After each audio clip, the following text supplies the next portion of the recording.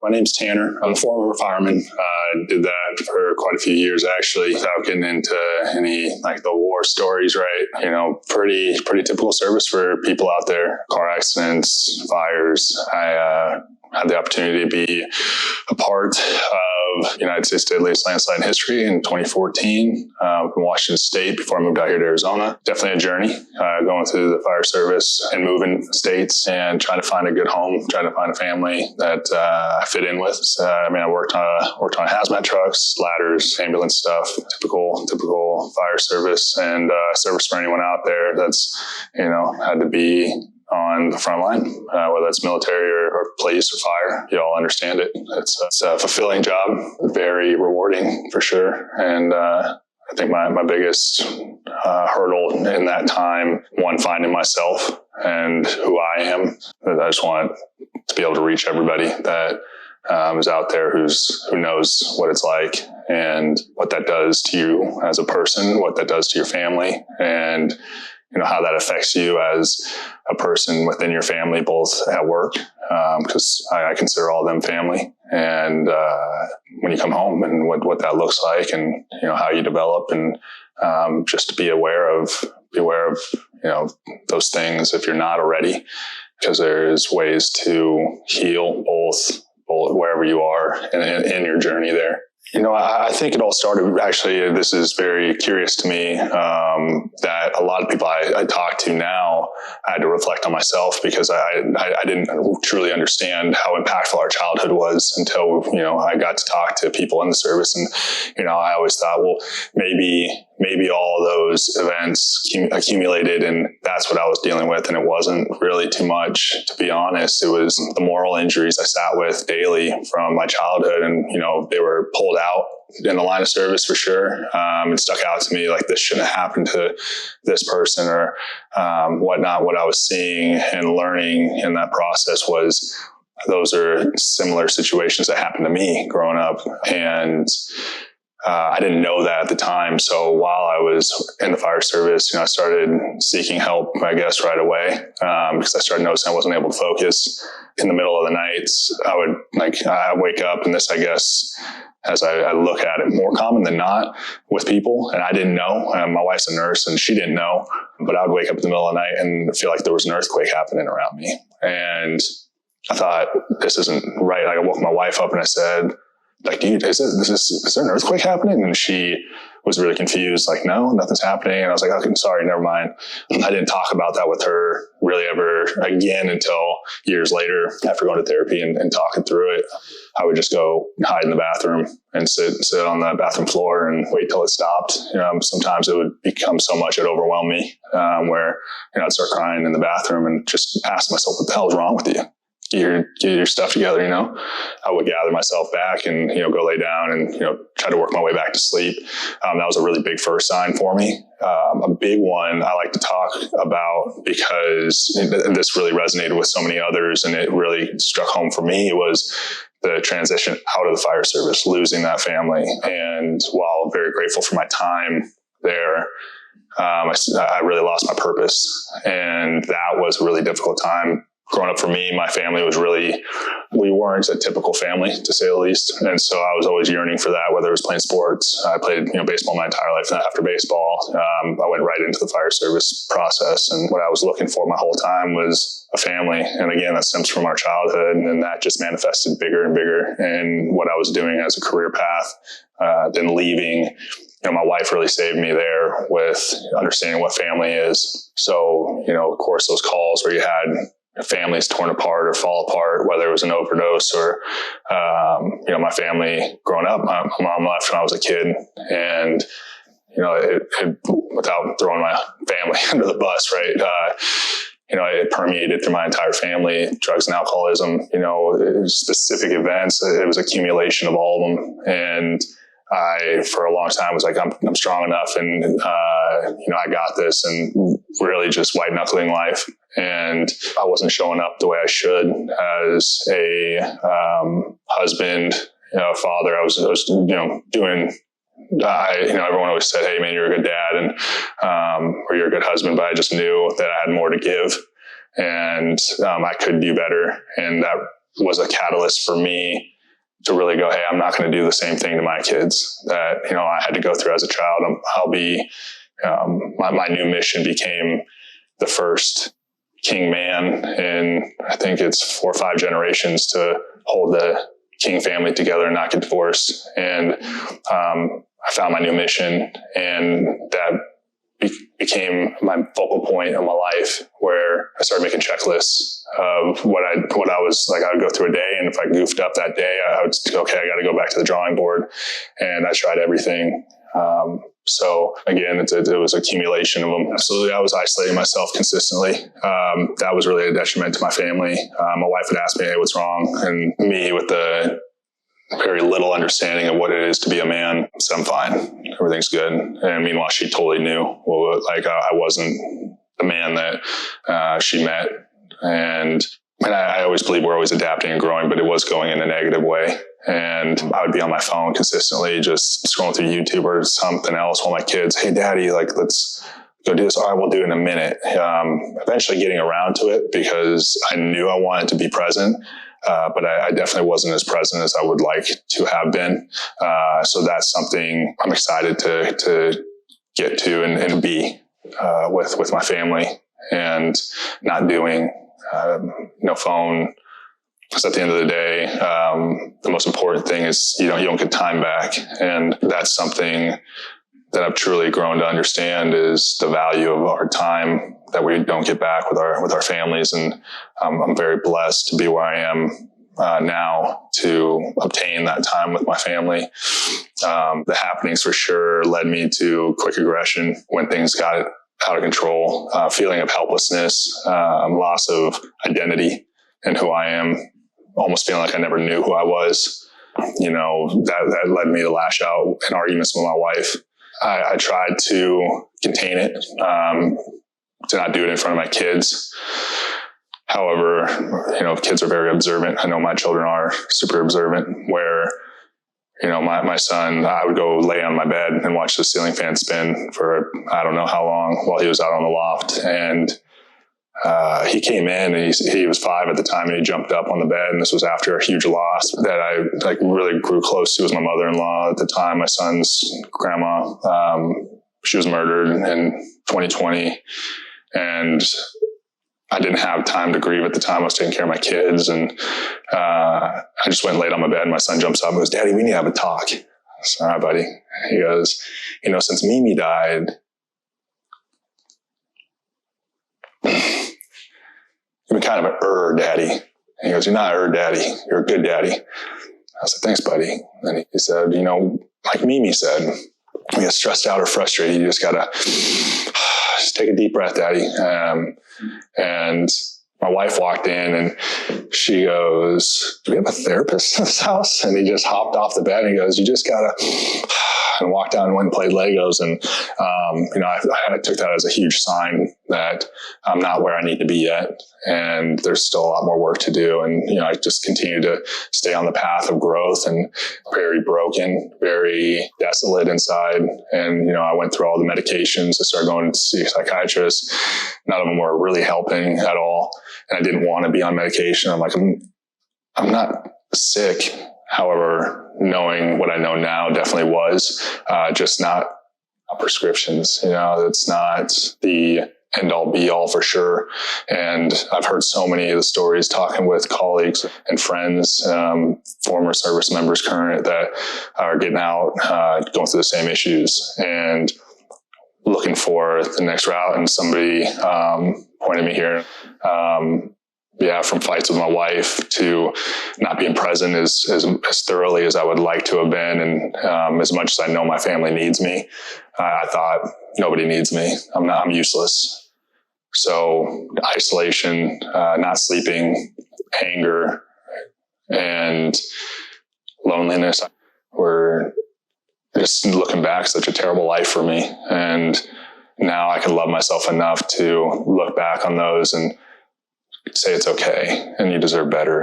And so, like I said, it's a manifestation of many events in those times that I just try to keep track of and continue to grow from. To be completely honest, I was drinking all the time.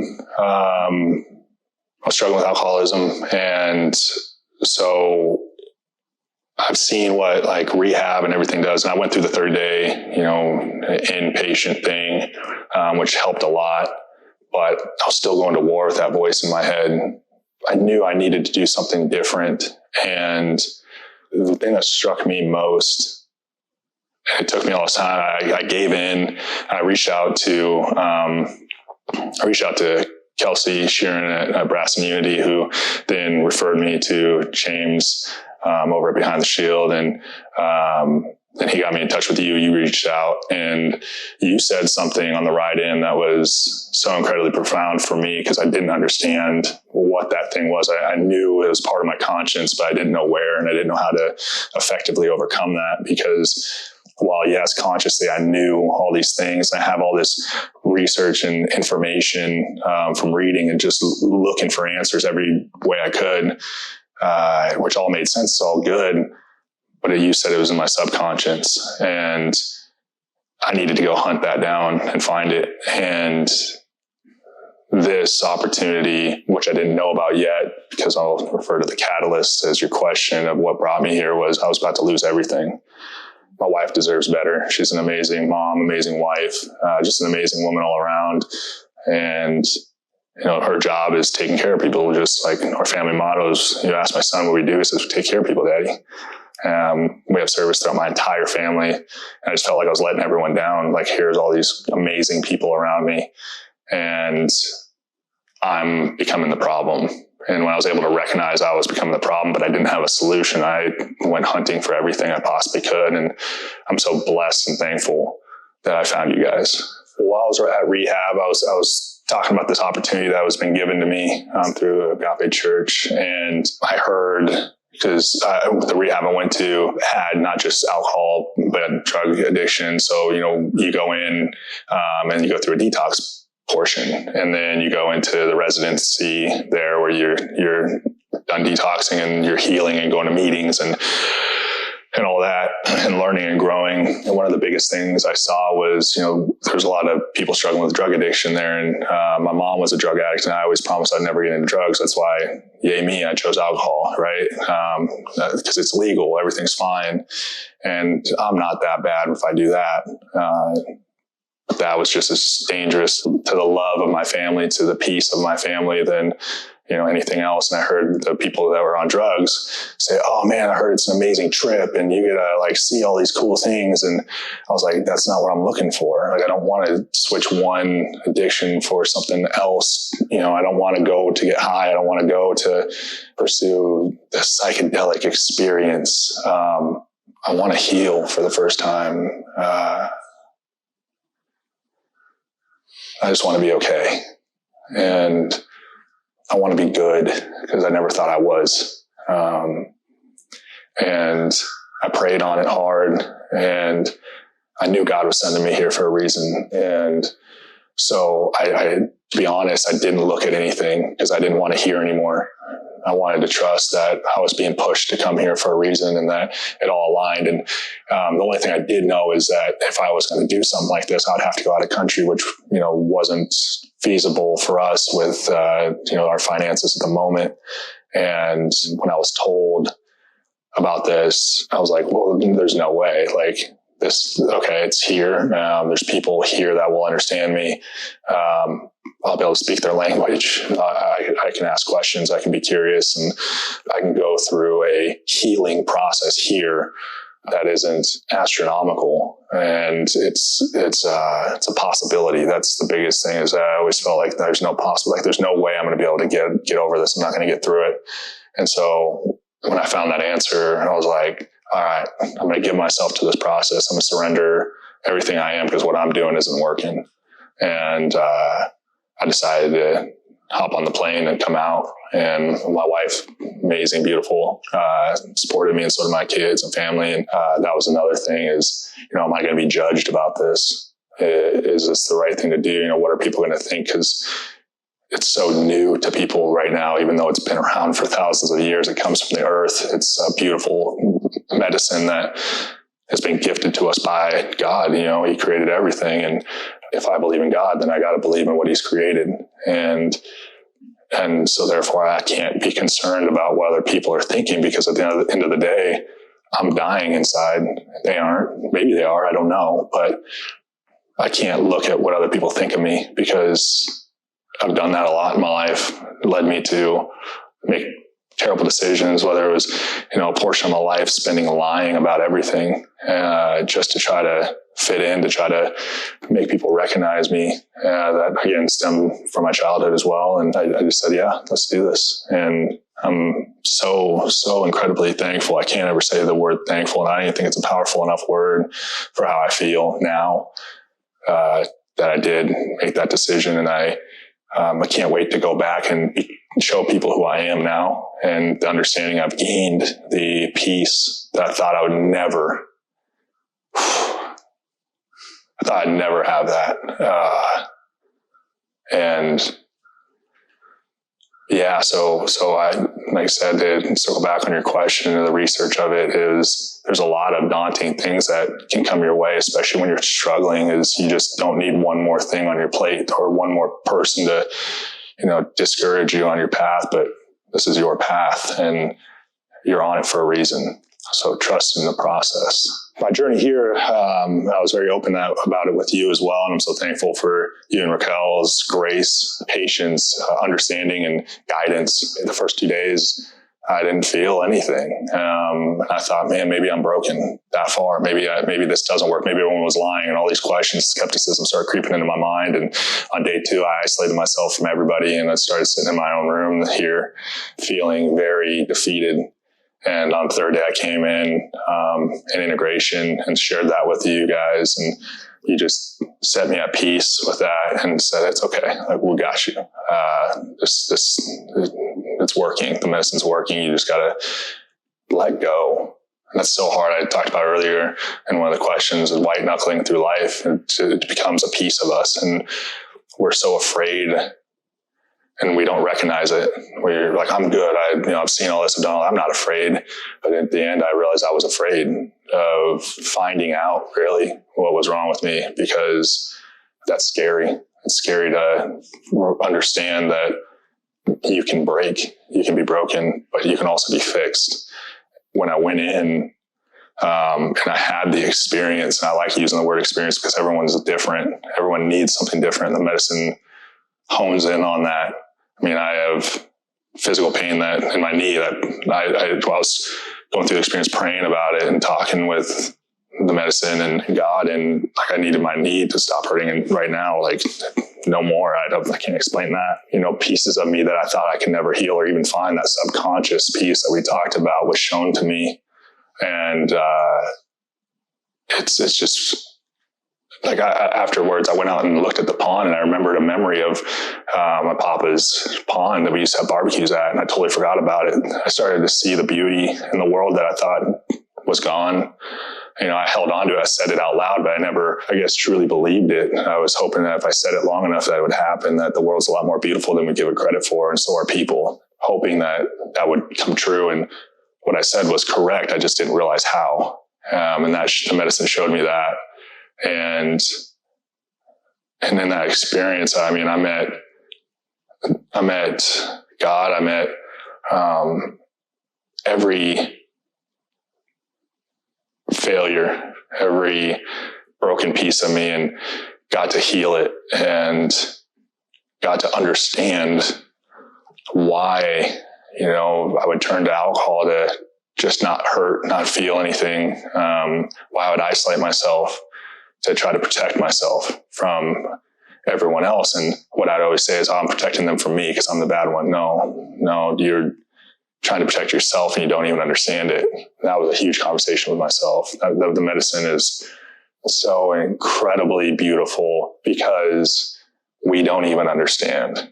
And the medicine has opened my eyes to the time with family, the time here on earth, because when we're gone, it's peaceful. Yeah, it's the ones that are left that are hurting. So spend time with them. Don't leave the earth with the people hurting because you didn't spend enough time with them, or they felt like they had one more thing to say. Give them that opportunity to sit with you and share who you are, because you're valuable. And I didn't think that at the time, but now I understand all my kids want is daddy to come hang out with them. And I read till my night, and I did all these things, but I'm so incredibly excited to go home to my wife and kids and be present and get that eye contact and that time. I mean, we can sit in the same room and have conversations watching TV, but to sit and look at someone and get eye to eye contact and go deep with them is something I haven't consistently been able to do. So I'm excited to be a consistent member of my family from this experience. So first and foremost, I think just from my experience with you guys, you know exactly what you're doing. There's no way I ended up where I did going through the work. Like you talked about, and many people talk about, that all they know is you're going to take it and you're going to blast off, you're going to feel. No, that's not, if that's what you're looking for. You're going to find answers for sure. But what I wanted was to heal. And everyone that came here, when I sat on first day with them, like, hey, I'm struggling here, I'm struggling there, I'm looking for answers. And all of us, from everyone's testimony I got to sit and talk with, achieve that. And for me, I achieved that on day 3. And you knew the whole time, it's working. Be patient. And when we're in this mindset of isolation, we're in this mindset of whether it's post-traumatic stress, whatever you're going through, anxiety, depression, addiction, you're so lost, or you feel as though, at least I did, that I needed to fix it now, because if I don't, I'm going to lose everything. Or I need to fix right this second. So day 1, you're hoping right away, please give me the answers. And for me, it didn't come. Day 2, please give me the answers. Didn't come. I got super discouraged. And with your guys' grace, patience, and I love using the word love in this, because it was so much love from you guys that it wasn't, you didn't want anything in return. You just wanted to see me heal. And you gave that to me in a way that this journey, being here, is the most powerful moment, and it'll forever be the most powerful memory in my mind in my entire life. We have the most powerful trauma memories, the most powerful, beautiful memories from childhood or having your child. I've been through all of them, and I can tell you this was the most powerful experience, moment, memory that I'll carry with me the rest of my life. And the way I was able to connect on day 3, I talked about day 1 and 2, isolating myself. I was so in love with hearing other people talk for the first time. I used to get irritated with people, like, all right, shut up, like, we've heard enough, or judging people. And for the first time, I was at peace, and I loved hearing other people's hearts, because it started to resonate with mine. I realized I shut mine off a while ago and stopped allowing people to resonate with me or reach me. And now I'm in tune with everyone, the whole world. And it feels like, every person, crying again, like really feeling emotions, feeling excitement and pride. I know in moments I could have been more excited when I was showing my son that I was proud of him, or my daughter, and she's 16 months old. So, I'll have plenty of time with her, but, I'd say, yeah, hey, good job. But I was never like, man, there's some big moments I could have been pumped up about. And I'm so excited to share that emotion. Like I'm in touch with the flow of my emotions and allowing them to come and be friends with me. This church knows exactly like what they're doing from everyone I talked to, and what they expected from the medicine is not what I got here. I got finally the opportunity to heal. And that's what we're all looking for. We want to just be okay. I don't want to take anything. I don't want to rely on something else. I want to be, I want to be. And you guys gave that to me. There's a little child that we once were. We're not born, and then we are who we are today. We've adapted over time to protect the good that is inside of us in whatever way that comes out. For me, it was anger. I remember I'd get in physical altercations just to feel something. That's not healthy. That's not good for anybody. It's not helping anybody. I didn't know what to do at the time. And I grew from that.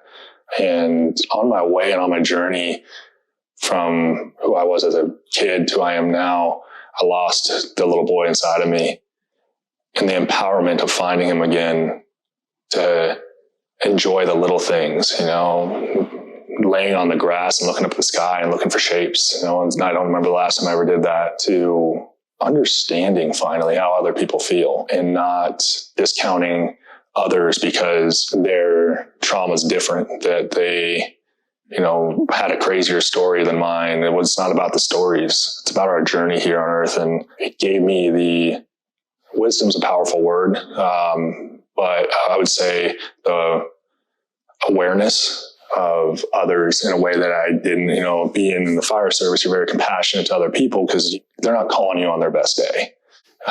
So you go into each call with a certain sense of grace and sometimes tolerance, but now I have genuine love for others, the hope for them to flourish, to strive and to grow rather than to, fall apart, decay, and die. For everybody, I want to see everyone do well. And that feels so foreign and incredibly good. It's the best feeling, euphoria that I've had in a long time. And so it liberated me from my judgment of people for sure. It liberated me from my isolation.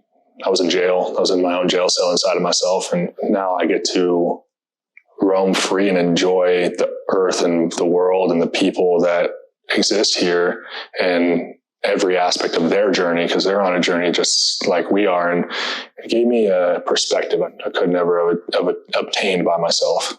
I want to relay the power of healing.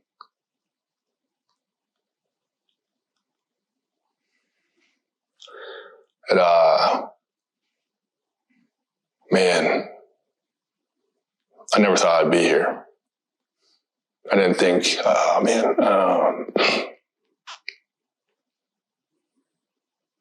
didn't think I'd make it here.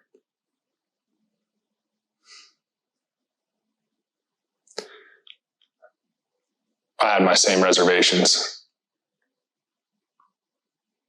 I had my same doubts. And even to day 2, no way. I remember even saying to you, I'm too broken. Maybe this doesn't work for me. And the hardest thing for me in my entire life was the word surrender.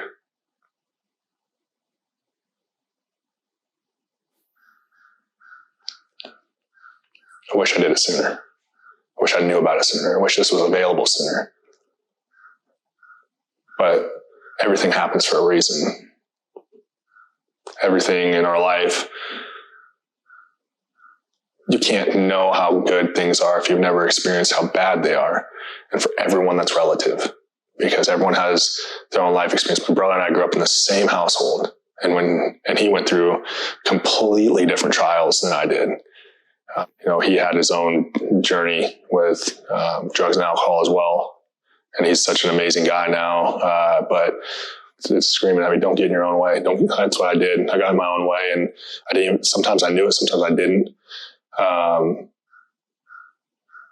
You deserve to heal.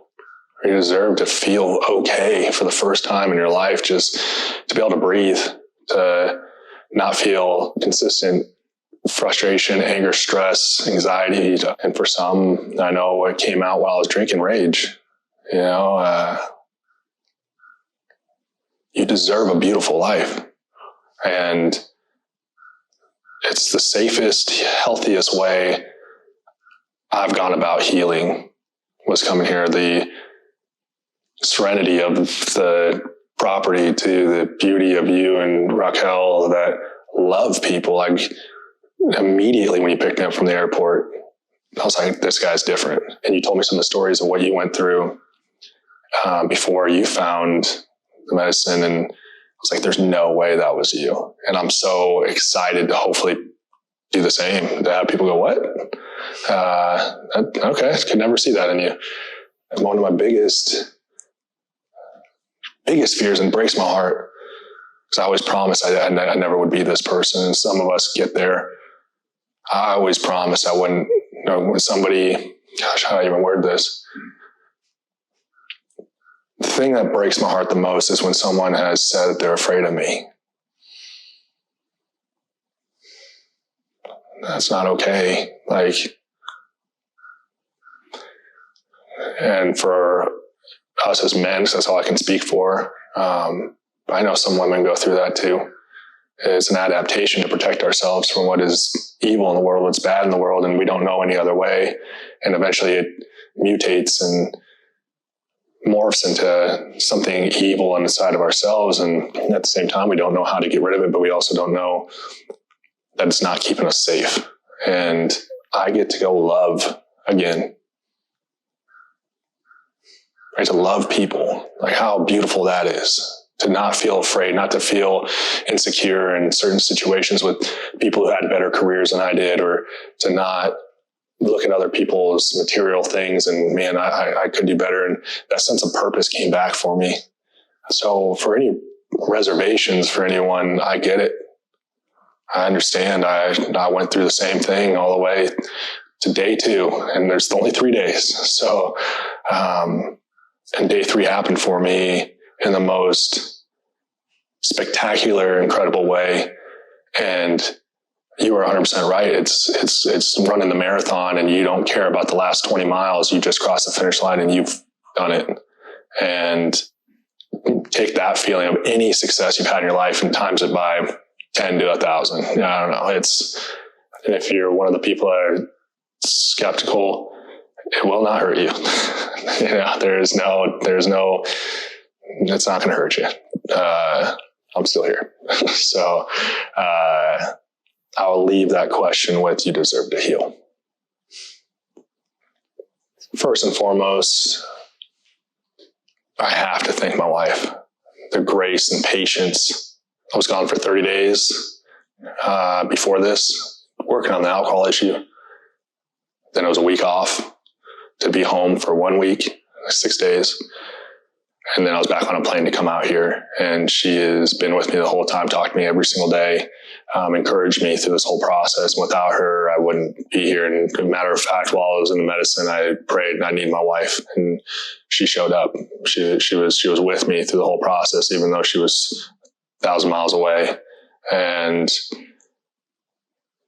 the love and radiance that she carries with her is incredible. So thank you to my wife and my kids who love me unconditionally. And sometimes I question why, but I'm so fulfilled with my family. So thanks to them. And then the people that helped me get here, the first call I reached out to, I mentioned her earlier, was Kelsey Sheeran from the Brass and Unity podcast and her business. Phenomenal. If you haven't heard her story, incredible. She's a very incredible individual. She remembered me when I called her. She's helped me twice. And I thought, this is it. Like, no one's going to help you again. Like, you've earned every bridge. And she said, nope, you reach out for help. Like, it's a journey. It's a process. And she understood. And she started connecting me. And of course, she got me in touch with James from Beyond the Shield. And man, he was just a freaking sweetheart of a guy, just very patient. Again, I have a hard time, I think, for any of us asking for help in general. And then you wonder, am I asking too many questions? Am I asking this? Or, is that over the line? Or, am I screwed? And he was just right along the journey with me to, get me in touch with you and says, hey, I got a perfect place that you should go. And it was like he knew me right away. And when he got me in touch with you, you reached out in the most peaceful way, which is weird to have another man do that at first. Well, I thought it was weird until I got to know you, which is so cool. I hope to be more like you in general. But then, it was just grace after grace after grace with, going from Kelsey to going to James and then coming to you and Raquel. And I have to reiterate, the love that you share for the world is incredible. It's infectious. It's powerful. It's needed, and we don't have enough of it. And coming here, I needed that more than ever. And on the third day, when I was kind of lost and kind of feeling like I was giving up again, you just came alongside me and reassured me and nope, hey, you keep me posted. And I'm so thankful you're honest. I'm so appreciative and honored that you felt comfortable nobody does that. I mean, I can remember growing up and having my parents do that. So, so thank you to you and Raquel, and then to everyone that was here. This circle, during my experience, they helped heal me in a way that I was broken. I was basically in critical care, emotionally, spiritually.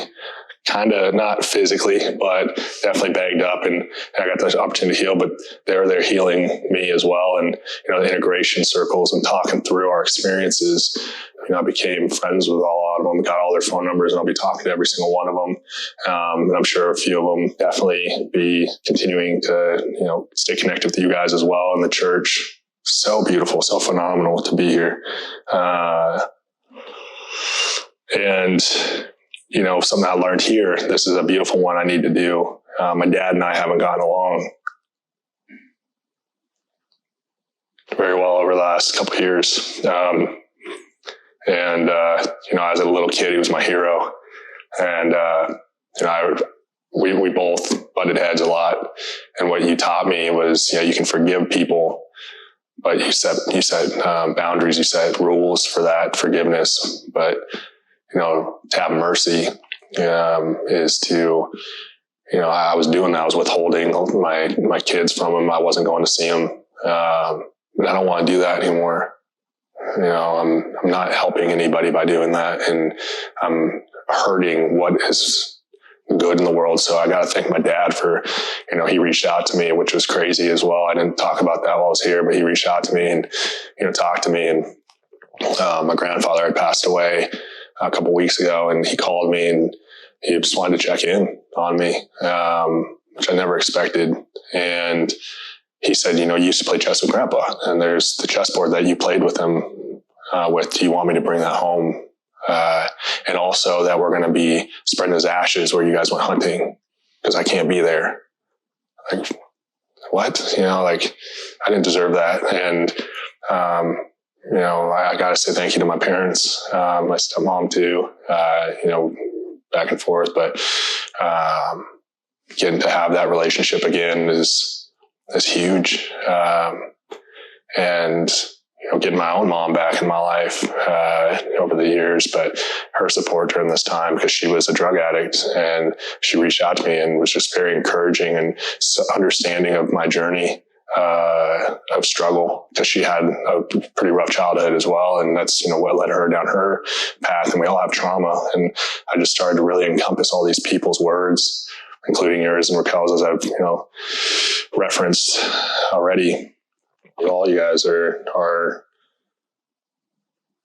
the word thank you isn't enough, but for lack of better words, thank you. It's the appreciation I have for allowing me to come here and protecting me and loving me and guiding me to where I need to be right now is the most impactful moment of my life.